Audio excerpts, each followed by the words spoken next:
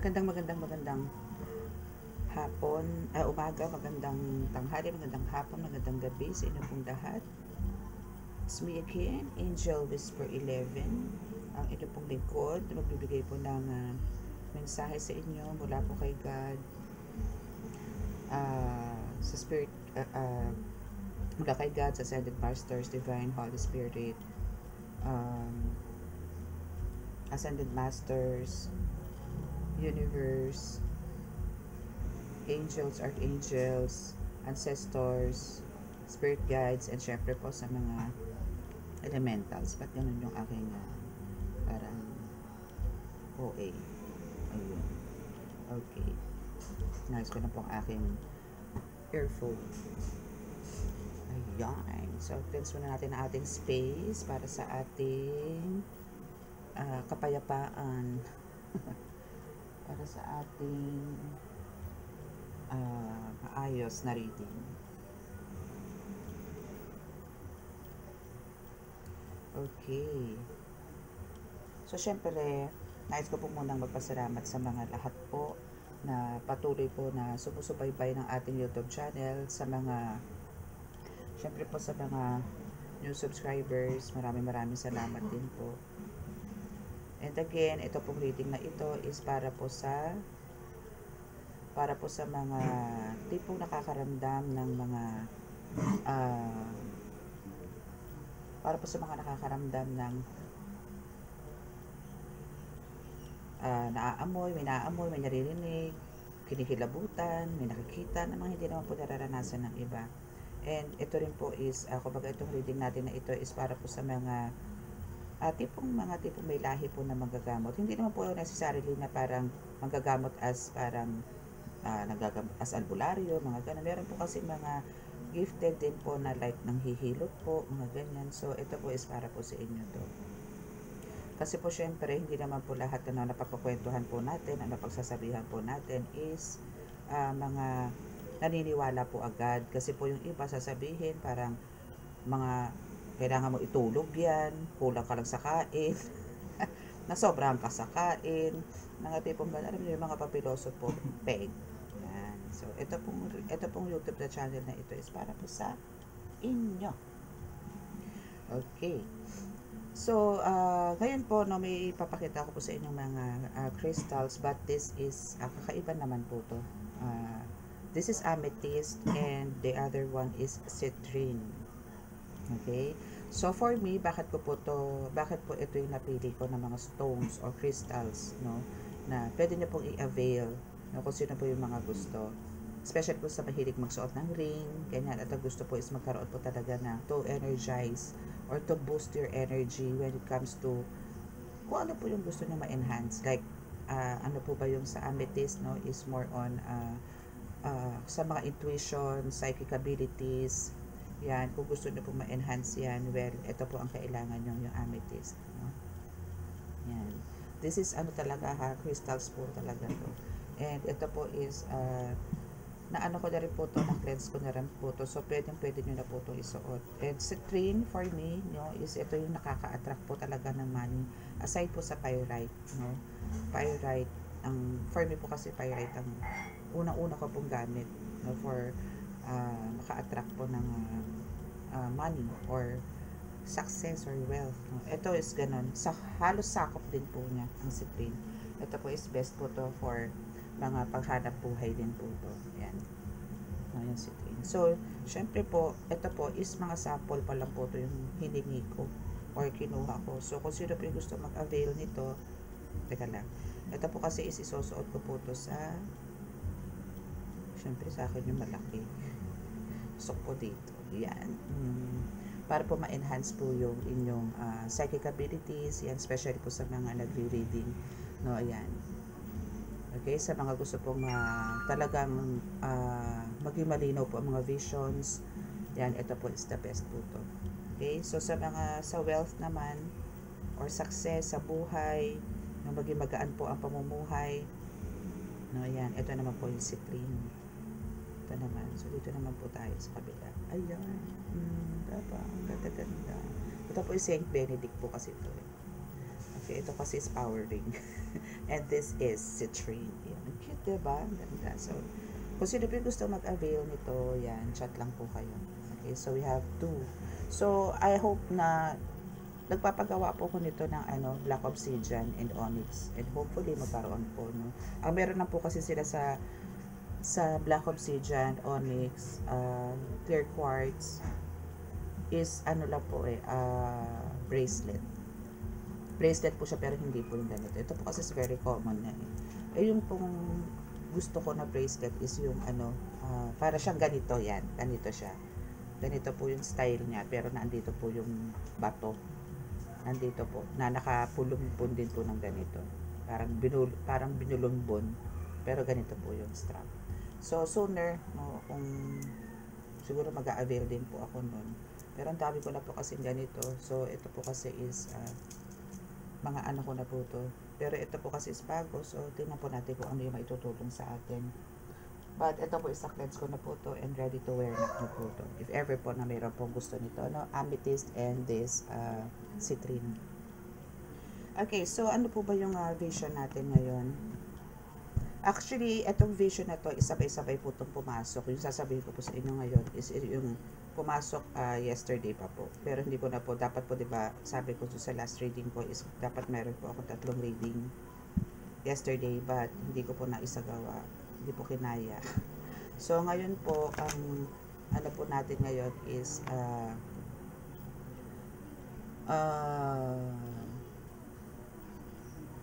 vision pa din. So, yun yung last vision ko kahapon.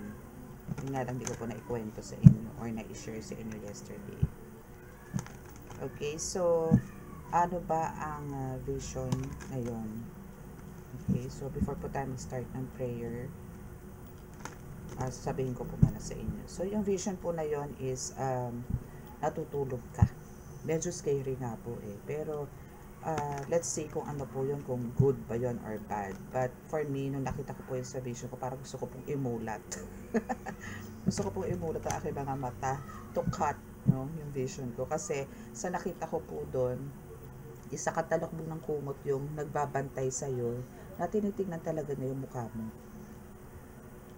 Medyo nakakatakot ang itsura. Parang engkanto or parang witch, no? Parang ganon. Parang minomonitor ka or binabantayan ka. Pero wala naman siya ibang ginagawa kundi pinagmamasdan ka lang. Pero nakangisi siya na parang, I don't know kung nakakaloko, mga ganon, or happy ba siya. Yun po yung nakita ko. So, aalamin lang po natin kung ano po ba yung gusto niyang iparating sa'yo. Bakit naandun siya sa bed mo? I mean, kung halimbawa ito po yung bed, ito po yung bed nyo, then, ito siya. Nakaganon lang siya, nakadungaw. I mean, ganito. Nakaganyan lang siya. Pero dito yung head mo. So, nakadungaw lang siya ganyan. Hindi naman siya yung gumaganon or nakadagan. Hindi. Nandito na siya sa side. Pero andito yung mukha mo. So, pinagmamasdan ka niya. Ganon po yung nasa vision. Okay? So, titignan po natin kung ano pong energy ba ang dala-dala niya sa inyo. Positive ba o negative? Ano ba ito? Dinadasalan ka ba? Hinihigupan ka ba habang siya'y nakatanaw sa'yo? Mga tipong gano'n. Pero I think, kuha lang po tayo ng, gagamit lang tayo ng 2 cards. Tarot and Oracle card. Okay? So, let's start.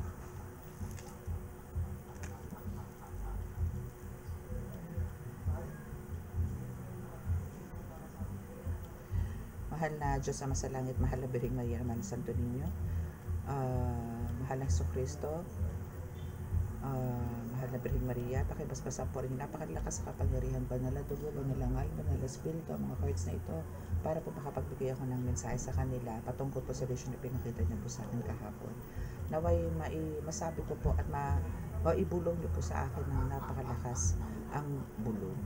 Masabi niyo po sa akin napakalinaw yung mensahe na yun, kung ano po yung dapat po malaman ng aking mga tagapanood. At ako po yung nananalangin na kami po inyong patuloy na iligtas sa anumang kapahamakan, disgrasya sa kuna at karapong klase ng karamdaman at tukso, at bigyan po ng kagalingan lahat po na may karamdaman. Maraming salamat po.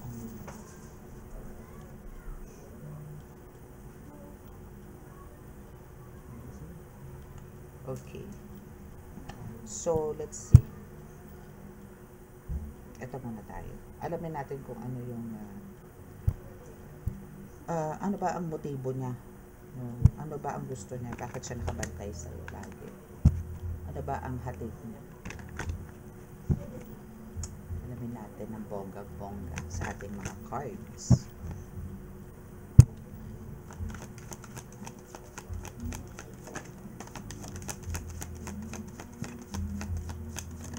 Schedule. Ano kaya yung schedule mo? Okay, so may schedule. Schedule. Ito yung pangalawa. Oh! I see. Sabi ko na, hindi maganda eh. Iba eh. Kasi talaga gusto kong imulat ang aking mga mata that time. So, meron na namang nananalangin sa inyo, mga bebe koys. May mga plano siya that time. No, doon sa vision ko na yon, kaya siya nakamasid sa inyo. Actually, nakikita kayo mukha niya. Matulis po ang ilong. Alam niyo yung ilong, the usual na nose ng mga witches. Ganon, na matanda. Pero nakatalokbong po siya doon. As in, mukha lang niya nakikita ko. So, ito po yung mga plano niya. No, may mga pinaplano siya sa'yo ngayon. Actually nakaano to, parang nakaprogram. Parang alam niyo yon, ginagawa po niya kayo na ceremony or ritual. It's a curse. Malamang to nag-whisper to sa'yo or parang binulungan ganito o hinipan ganito na there's something na mangyayari sa'yo. Parang gusto niyang iudlot itong ano mo, yung passion mo, or parang gusto niyang tanggalan ka ng kapangyarihan, tanggalan ka ng konsentrasyon sa mga ginagawa mo. And also yung mga halimbawang mga goals mo sa future, like especially pag-travel, no, is parang ibibitin niya to. Hindi matutuloy doon. Maybe ano ka dito, may plans ka to go somewhere for a mission. Not for a vacation. Hate na hate niya yan eh. Hate na hate ka nitong tao. Ano to, nag-a-astral to. Pinupuntahan ka nito. Kaya nga po, the best thing you can do here talaga is talaga lagi po kayo mag-i-incense and always, ano po kayo, bago po kayo matulog, mag-pray po kayo, mag-ask po kayo ng guidance and protection kay God bago po kayo matulog. Para lagi po kayo may pantay. Ito po kasi is, ano to eh, a vision na pwede po nangyayari ngayon or pwede mangyari po sa mga susunod na araw sa inyo. So, kailangan nyo po maging alerto dito. Kasi ano po to, nakaprogram na po to. Ipoprogram niya po to. Pamananabotahe sa buhay ninyo. Na lahat po ng mga plano nyo, sasabotahin niya. What else? Kasi galit na galit talaga siya. Kaya ito po yung pananabotahe. And ang isa sa mga gusto niya pag mangyari, no, aside sa para maudlot yung mga ginagawa mo, o yung mga gagawin mo. And for some of you, parang nakakaramdam din ng mga pains, no? Nakakaramdam kayo ng pains sa hita, left side. Hita, left side. Actually, arms, ulo. Oh, ulo, braso. So, malamang sa inyo. For some of you, pwede makaranas po ng parang some kind of stroke. Kasi po may nakatusok sa ulo ninyo, braso, balikat, at hita. So malamang, ano to ha, left side. So malamang po, yung iba po sa inyo is nakakaranas po ng headache, as in super sakit, and numbness maybe dito sa part na to, hanggang pababa. Pero hindi po kasama ang paa. Ay hanggang hita lang. Hanggang doon lang ang sakit niya.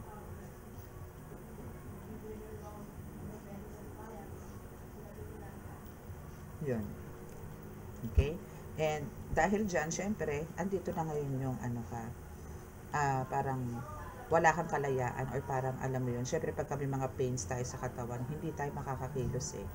Ando, papasok ngayon yung stuck energy na tinatawag.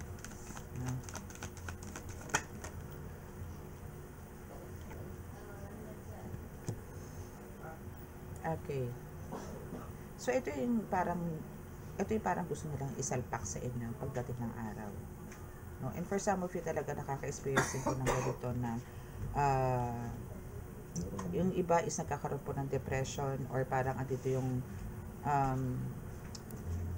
ang tawag doon, parang hindi naman sa masyadong advance mag-isip pero parang andito yung takot, no? May takot, parang hindi nyo nakakinakaya siguro yung mga nangyayari sa inyong mga pagsubok sa ngayon.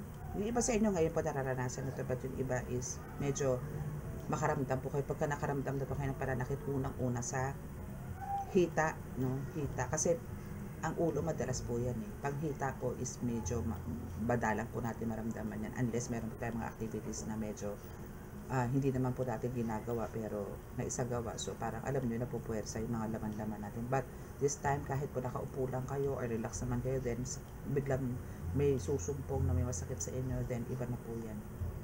Ibig sabihin po, nag-start na po yun. Or andito na po yung parang hindi nyo na po, dati lang po kinakaya nyo po yung mga pagsubok na dumadating sa inyo. Pero ngayon parang, bakit parang napakasimple pero sa inyo parang big deal. Ito na po yun. May curse na po. So, yung prediction ko po na yun, o yung vision ko po na iyon is kailangan nyo po medyo makiramdam na po kagad sa sarili, especially po yung mga nasa spiritual awakening. Kasi ano to eh, hadlang to eh. Hinahadlangan niya yung pagbukas mo or spiritual journey na meron ka, na magkakaroon ka.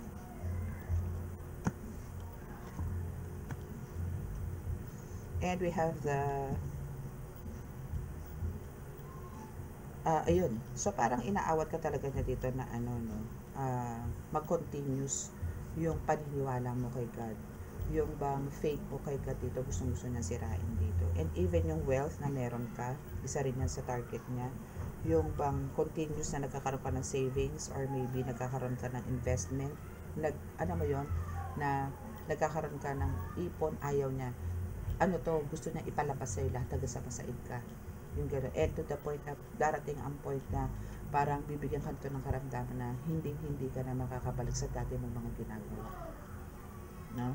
Kasi kumbaga, alam nitong taong to na ikaw is talagang sinuswerte ngayon, na talagang ikaw is talagang nag-harvest ngayon ng hindi lang abundance pagdating sa spiritual, mental at emotional, kundi pati sa financial. Yung fortune kasi sa sa'yo, and lagi kang may reward, lagi kang may achievements, lagi kang may tagumpay sa araw-araw. Kumbaga, parang ramdam nito, or parang minomonitor ka nito. Yes, actually, minomonitor ka talaga kasi nagpakita nga sa'yo ito eh. Pero hindi mo alam, kasi natutulog ka eh. Natutulog ka.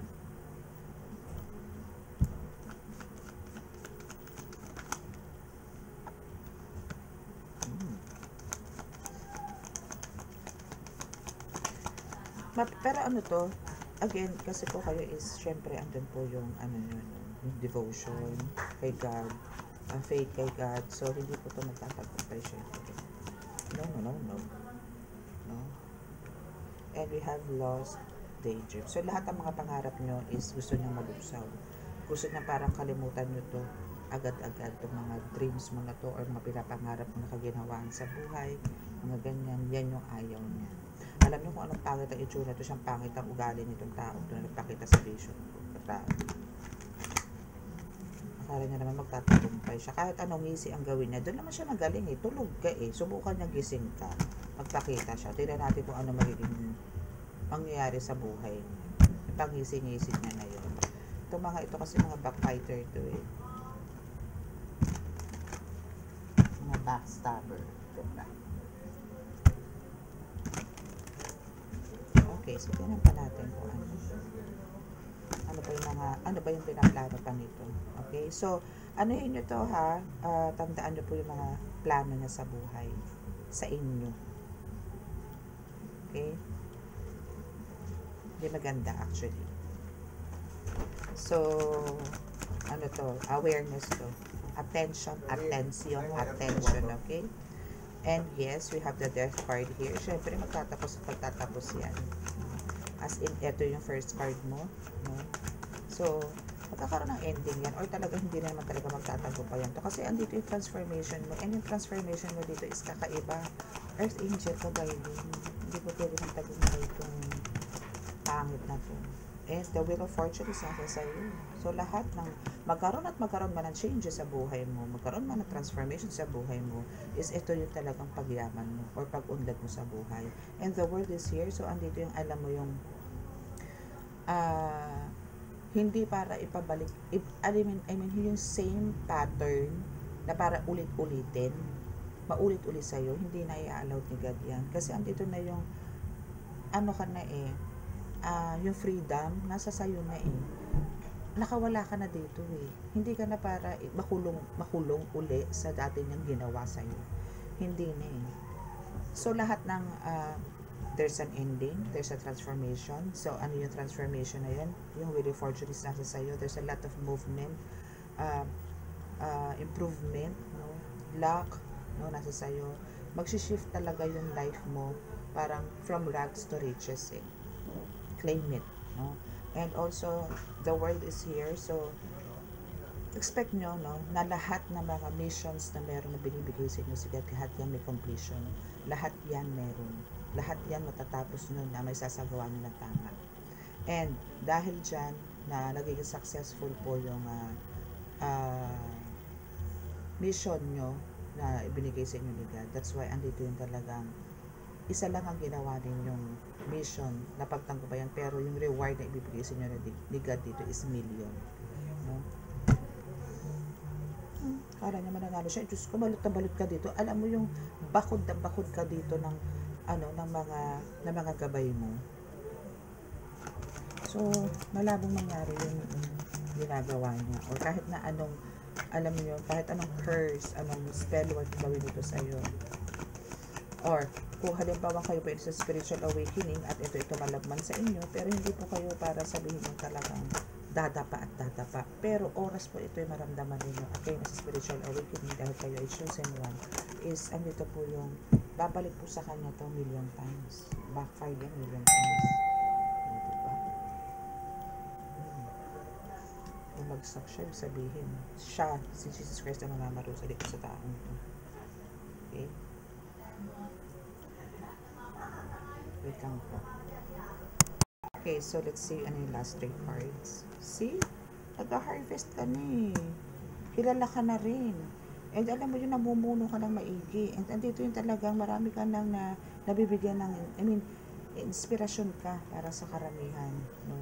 And andito na rin yung yung first song of you dito, nakakapanggamot na And andito yung, ikaw mismo dito collective, no? Ikaw mismo na ngayon nakikinig sa akin is talagang ikaw meron ka ng meron ka ng guides ng mga angels na nagbibigay. Alchemist ka din actually. You're a healer, legit healer. Okay?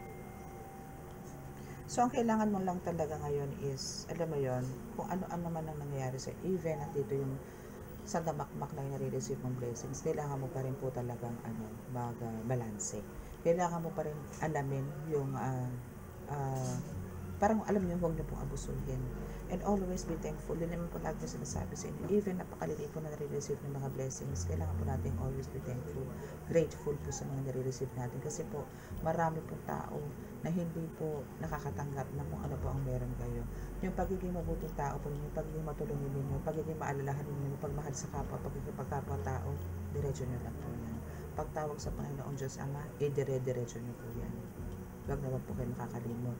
Humingi po ng kapatawaran, number 1 po rin yan.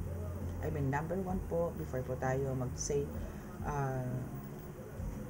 for me po kasi ang ginagawa ko talaga is, humihingi po muna ako ng kapatawaran sa lahat ng nagawa ko sa pagkakasala sa buong araw. Sa araw-araw. Then, ayun na po, doon na po ako magpapasalamat sa kanila. At sunod na po doon yung intentions ko, like protection, ganyan, yun po. So, yun po ang pinakamahalaga sa atin sa buhay natin, no? So, ito pong considering, no, na parang if this is a demonic entity na baaligid po sa inyo ngayon, na parang nananalangin na mamalasin ka. Alam nyo yung sagot nyo dyan, babalik sa iyo yan, babalik sa iyo yan, babalik sa iyo yan. Ganun lang. And lagi kayo mag-pray. Okay? Lagi kayo mag-pray sa mga pagsubok, no? Para po wag po kayo alisin niyo po yung masyadong pag-aalala. Kasi po lagi ko naman po din po itong sinasabi sa inyo or pinapaalala ko po lagi ito sa inyo, no? Si God po is buhay. Ramdam ko po yan. Kami pong mga healers talaga pong ramdam namin na sila po talaga is buhay.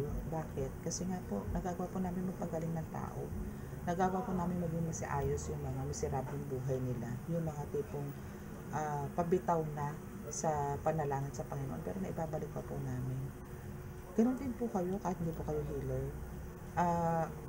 Ang gusto ko po sana is, yung bang, kahit po wala po tayong gustong yung mga wishes, mga ganyan, lahat naman po tayo meron talagang goals, meron tayong goals sa life. Pero alam niyo po ba yun, paano pa natin masilakataparan ng goals sa buhay? Kailangan po kasama natin talaga sila. Kailangan pong pahalagahan po natin, even po yung mga guides natin, elemento, kasama po yan. Huwag niyo po nga itsupwera ang mga elemento, kasi po mga elemento, engkanto, engkantada, diwata man yan, duwende man yan, kasi po kinreate din po ni God yan. Kinreate din po ni God yan. So, wag po tayong wag po natin silang baliwalain. Kasi kung hindi po dahil sa mga elemento niyan, wala po ang puno, 'di ba? Wala rin po ang hangin, dahil sila rin po nagbibigay niyan. So, ganoon na lang po, no? So, always keep on praying para safe po tayong lahat kahit po sa pagtulog. Para po sa kinabukasan pagising natin, gagawa po ulit tayo ng yung mission po natin, masasagawa po natin ng full of energy. Hindi po yung pagising po natin parang latang-lata tayo kasi nahigupan na po na tayo ng mga entities na yun habang tayo natutulog. Okay? So, that's our reading for today. And please, sa mga naka-resonate, please click, sa mga naka-resonate, hindi po nakaka-subscribe, please click the subscribe button, paki-like and share, and click the notification bell para po update kayo lagi sa ating reading. And sa mga gusto pong magpabasa to know your life purpose, no? Kung ano po ba talaga ang dapat nyong ginagawa sa ngayon, no? At gusto pong magpagamot, magpa-ritual, so nandiyan na po sa ating description box yung contact details ko, okay? So bow your heads para po sa ating reading.